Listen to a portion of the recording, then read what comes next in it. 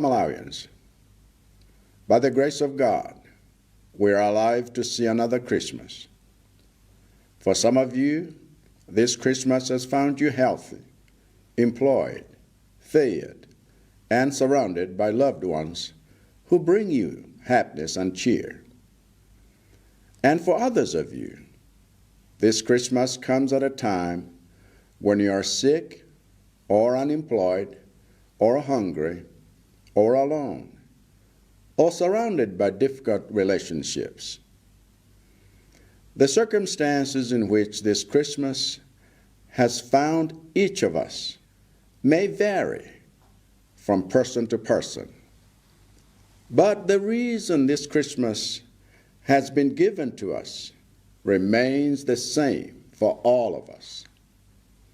This is because, according to Isaiah 9 and verse 6, the reason God has given his Son, Jesus, unto us is so that he can be our ruler.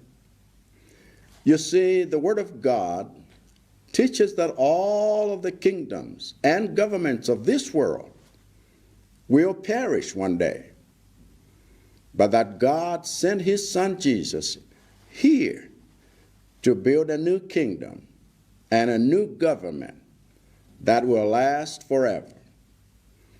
A kingdom and government of justice and righteousness. And according to Isaiah the prophet, every person whose life is ruled by God's Son is part of that eternal kingdom and government. So my question to you this Christmas is not whether Christmas has found you healthy or sick, alone or together, full of or empty, sad or happy, suffering or prospering. Instead, my question to you this Christmas is whether Jesus, the Son whom God has given unto us, is the ruler of your life. If he is, then I encourage you to use this Christmas to show the love, justice, and righteousness you have freely received from Jesus to those around you. But if he is not, then I invite you to make Jesus the ruler of your life today so that you can be part of his kingdom and government forever, to enjoy the joys of his kingdom long after the governments of this world have perished, long after death has claimed all of us, and long after there are no more Christmases for you to see. All you have to do is surrender. Surrender your life to Jesus by asking him to forgive you for all of the years and all of the ways you've been living in the kingdom of darkness and sin. Surrender your life to Jesus by asking him to include you in his kingdom of light and righteousness.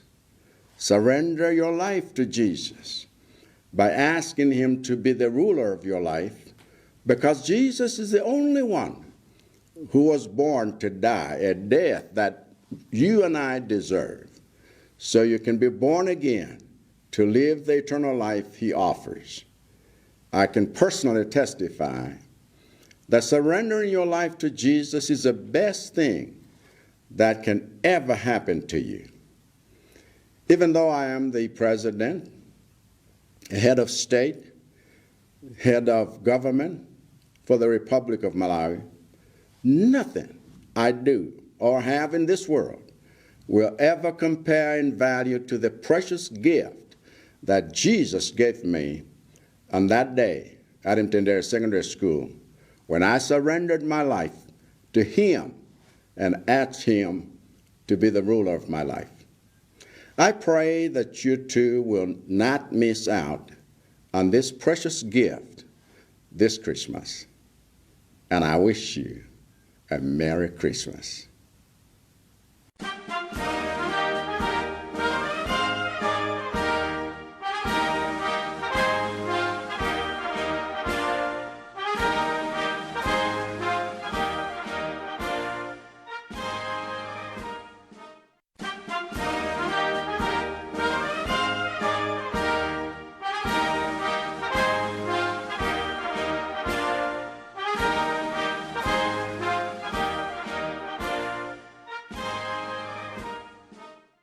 Amalawi azanga, mwachisomo cha Mulungu lero tafikanso pa Christmas. Nthawi ya Christmas ngati imeneyi mwina yakupezani muli wathanzi, muli pa ntchito, mutadya bwino, komanso muli ndi abwenzi ndi abale okuzungulirani amene akufunirani zabwino ndi kusangalatsani. Kwa wena, Christmas imeneyi yafika pa nthawi yakuti muli kudwala, simuli pa ntchito, muli ndi njala, muli nokha, komanso maubale sali bwino. Kuti Christmas yatipeza bwanji aliyense wa ife, zimasiyana kolingana ndi mmenenso tili anthu osiyanirana.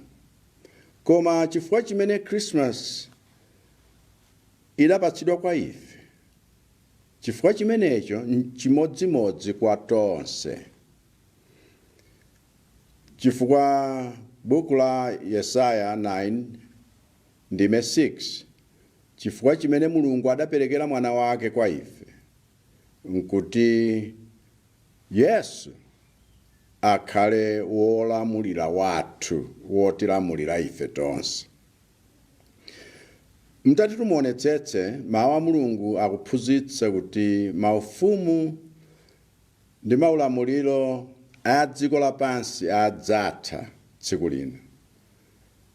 Ndipo Mulungu adamtuma mwana wake Yesu kuti amange ufumu ngakhalenso ulamuliro kapena boma latsopano limene silidzatha ku nthawi zonse. Ndiye ufumu umenewu ndi ufumu wa chilungamo, ufumu wa choonadi. Kolingana ndi Yesaya mneneri, munthu aliyense amene moyo wake tsopano waupereka pansi pa ulamuliro wa mwana wa Mulungu, ndiye kuti ali gawo la ufumu wosathawo ndi ulamuliro wosathawo.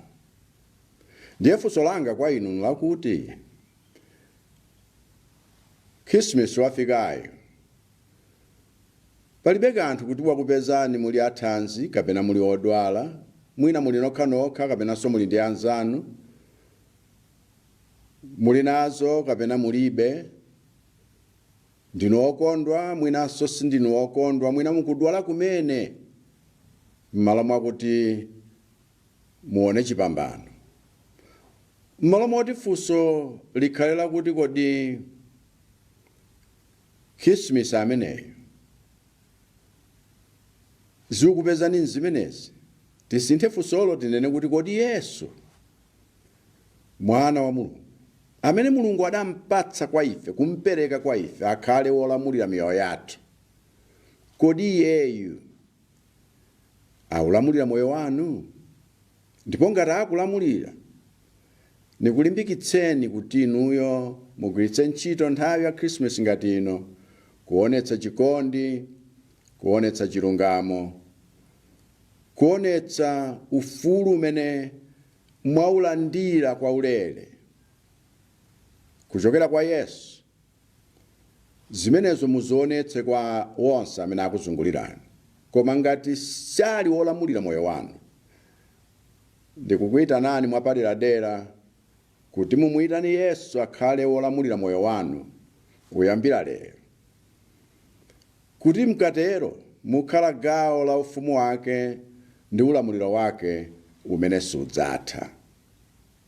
Ndiponso mudzakhoza kukondwera, kusangalala ndi zimwemwe zimene zimaoneka mu ufumu umenewu, angakhale maboma wonse ndi maufumu wonse a dziko lapansi atatha, komanso ngakhale tonse tafa chifukwa imfa yatifikira. Komanso mudzakhala okondwera ngakhale makrisimasi wonse atatha, poti simungaonenso ina kutsogoloku. Chimene muyenera kuchita nkungovomereza kuti Yesu mukhale wolamulira moyo wanga. Yesu, mundikhululukire zonse zimene ndachita mzaka zonsezi ndi njira zonse zimene ndatsatira zimene sizili zoyenera, chifukwa ufumu wa Mulungu si ufumu wa mdima ndi uchimo ayi. Ndipo muvomereza zimenezo nkunena kuti Yesu tsopano akhale wolamulira moyo wanu, mukhale gawo la ufumu wake wakuunika, ufumu wa chilungamo. Perekani moyo wanu kwa Yesu, kumpempha kuti akhale wolamulira moyo wanu, chifukwa Yesu ndiye khayo amene kubadwa kwake kudali kwakuti adzafe imfa imene inuyo ngakhale ineyo ndiyenera kufa.